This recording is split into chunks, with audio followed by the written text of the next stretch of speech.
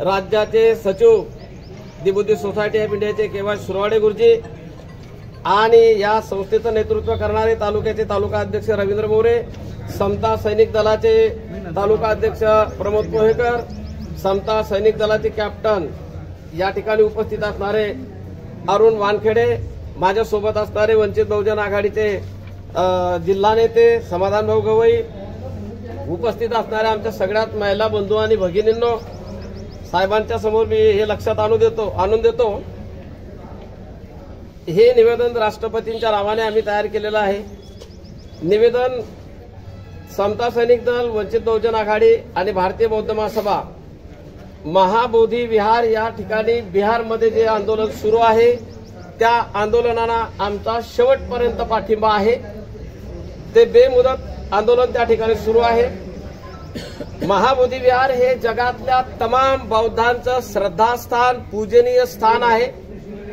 त्या ठिकाणी जगभरातले भिक्षू लोक आणि सामान्य लोक त्या आंदोलनामध्ये सहभागी झालेले आहेत।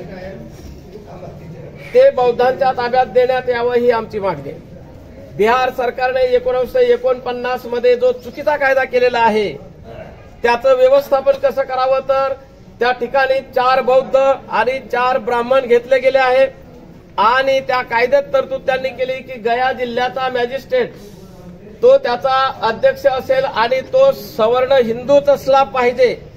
हा चुकीचा आणि खोडसाळ कायदा त्या ठिकाणी केला आहे आणि म्हणून बौद्धांच्या पवित्र विहारामध्ये कर्मकांड केलं जाते, पिंडदान केलं जाते, चुकीच्या प्रथा केल्या जातात।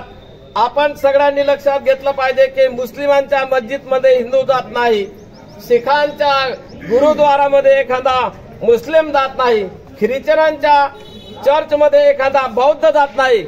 रद्द करावा। घटनेच्या 13व्या कलमामध्ये ज्या वेळेला संविधान लागू झालं 26 जानेवारी 1950 पूर्वी ज्या कायदेशीर तरतुदी देशामध्ये केल्या गेलेल्या तरी